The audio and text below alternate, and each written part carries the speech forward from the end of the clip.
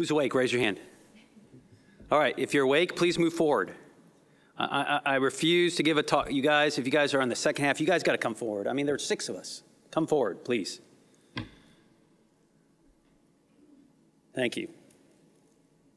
I'm going to call on people who stay back. Guaranteed. Okay, so welcome. I'm going to talk about the educational considerations in telementoring, and it's an update from SAGES Project 6. So does anybody recognize what this is, that little airplane? It's a Red Baron's airplane. Red Baron. So why did I put up the Red Baron's airplane? Because Project 6 is, they talked about getting your 6 in the old days when you had a gunner and you had a pilot, and the gunner would look behind your back, get your back, and so that's why we have that. So that's just a little bit of the history of the Project 6 name. Okay, these are my disclosures. All right, what's the goal of my talk? I want to promote the adoption of high-quality surgical telementoring for teaching new procedures to practicing surgeons. That's the goal. So how am I going to achieve this goal? What are my objectives? Well, I want to provide a little bit of a working definition, since I am the very first person here. You guys are, what's surgical telementoring? So we're going to give you a definition that was created at this Project 6. We're going to review briefly the current state of surgical telementoring in the literature. Then I'm going to outline some relevant educational frameworks for teaching surgical telementoring. And then finally, I'm going to delineate some broad recommendations related to educational considerations in surgical telementoring. So if anybody wants to leave and do something else in the middle of it, you can go to this reference. This was our committee. We were the educational committee, and we wrote this paper on it. And a lot of the information is kind of a distillation of what's in that. Okay, so it's early in the morning. We are the first session. Congratulations for getting up early and coming out here. I'm really proud of everybody, but I'm going to give you a quiz. And the quiz is this. What is this? Does anybody know? Does anybody recognize this? You can yell it out. Anybody? Alan? Anyone? So this is a goddess. There are 2 goddesses, actually, or god and goddess. It's Athena and Nike. Does anybody know where this is? So this is a replica. This is not the original. This is a replica of what was supposedly the statue of Athena at the Parthenon. And this is what it looked like, except it was solid gold, not this gold leaf. And it was ivory. Nope. Anybody? Any guess? I'll give you a hint. It's the Athens of the South. Anybody hear that expression? Nashville. Nashville's called the Athens of the South. They had a big, one of these years they had an exposition. They did a recreation of the Parthenon that is inside. It's pretty neat to see, actually, if you're ever there. Okay, so why did I do that? Well, it's all Greek to me because we got to know what telementoring means, right? And thank God it's Greek. So tele means from far off or at a distance. And mentor, does anybody know who mentor was? Has anybody read the Odyssey? Mentor was Odysseus' friend, his mentor, his guide. And so that's where telementoring comes from. And some people say that mentor was actually Athena in disguise, which is very interesting because I had that other picture. So how do you define surgical telementoring? How do you define this? Well, this is surgical telementoring. You have to have a mentee who's a little inexperienced. You have to have a mentor who's experienced in what they're doing. And they have to have a relationship. An educational relationship. But they have to have a relationship before they start. But the thing about surgical telementoring is there's an extra part of the definition. And that is, it's learning from afar. So this is happening where the mentor's at a remote location from the mentee, and you're using telecommunication to do it. Does anybody recognize what that top flag is? How about the bottom flag? Anybody? It's Columbia. So that's in Carthage. It's very interesting. That top flag is in Charleston Harbor. And it's actually the stars and bars. It's the original Confederate flag. It's a private fort owned by individuals who elect to fly that. Okay, so what's the status of surgical telementoring in literature today? So if you look here, what do you guys see? What do you see? A beach, and what else? People on the beach, right. So my question is, are they coming towards us or are they going away from us? We don't know. That's why we got to do the literature reviews, right? So let's see what the status of surgical telementoring is. And here it is. This is, these are some key literature review items. And as you can see, it works, basically, is what it's saying. So you can see various things, but the bottom line is this. Local is better, seems to be better than remote, but there is some evidence that shows that it's about the same. So it's a little mixed on that. But doing it compared to not doing it, the evidence is pretty striking that mentoring works, telementoring works.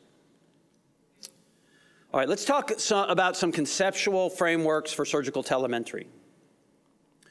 So for surgical telementoring, there are a lot of learning theories and conceptual frameworks that come into play, and you can read some of it. You have this social learning theory. You have this idea of legitimate peripheral participation, and you are creating a community of practice through this process. And then you also have the distance and the transactional distance as conceptual frameworks for how this educational process occurs. Now, there are frameworks we can use for educational programs related to how to teach surgical telementoring. And these include, you can use it to create an educational program for it. You can use frameworks for coaching during it. And then you can also provide structured feedback to mentors using frameworks. So I'm going to talk a little bit about each one of these. So let's talk first about planning a surgical telementoring educational program. So I like the ADDIE model. There are other models. Kearns has his model for curriculum development. These are curriculum development models. The ADDIE model I like because it's, I can figure out what ADDIE stands for. So basically, you do a needs assessment, then you design based on the gaps, then you develop the methods and the resources and materials you need, then you pilot, refine, implement, and then you have to assess both on a programmatic level and on a learner level, and then you redesign based on that. And there are various key aspects like design, develop, and evaluate are very important components of this. Now, what about coaching? If you're coaching during telementoring, because you're going to be in a process where you're going to be trying to guide someone from afar, right? So coaching, the GROW model is a very useful model. And that's where you start with goals. So you talk about learning objectives that the mentee has for the process, for the educational activity. Then you have to be realistic and review the performance and be honest about what's happened. Talk about options for formulating solutions to those gaps that we find. And then you wrap up with an action plan. How about providing structured feedback? The STAR model is a good model to use. That it stands for Structured Training Trainer Assessment Report. And this was designed as part of the LAPCO, laparoscopic colectomy Train the Trainer program, as a way to assess and understand the process and how people are doing as mentors. And there are four kind of main subscales or main aspects of it: teaching structure, teaching behavior, mentor attributes, and then role model, how they are as a role model. Does anybody know what this is? So this is at Grand Central Station. It's one of these parabolic. My kids are whispering to each other through the parabola there, giving themselves structured feedback. All right, how about recommendations for creating a structured surgical telementoring curriculum? What do you need? Well, there are some prerequisites for it. There are teaching modalities you need to consider, curricular components, and then there's assessment methods. So let's first talk about prerequisites. Just like you can't get to the postseason unless you win enough games, there are prerequisites before you do something like this. So the mentor has to have expertise in the surgical procedure they're teaching. They have to have some expertise in educational practice and theory and how to give feedback. And then they have to have some expertise in the whole technological challenges and processes of actually doing the telementoring, the surgical telementoring. What about the mentee? The mentee has to have a minimal level of surgical skill or skills. They also have to have a letter of support. They should have a letter of support from their institution, because if you're doing this in a vacuum, it's not going to work. And there should be affiliation with some sort of accredited institute. What about the teaching modalities employed? Well, here we go. We've got 2 cars, both very expensive, but they're very different, right? One's electric, and one is a very high-powered, gas-driven. So just like that, you have to tailor the teaching, the modalities, to suit the situation. And then it's useful to do some sort of orientation or simulation-based training to help people get used to the technology, because that's an additional obstacle or challenge that could be there. What about the curricular components in your educational program? Well, you should have a structured method of communication, teaching how to do that in terms of how they're going to teach, how they're going to talk to each other during the process. There should be some aspect in this curriculum about the technology, how it works, and its problems, obstacles, and troubleshooting them. And there should be an aspect of integrating team aspects of the whole process.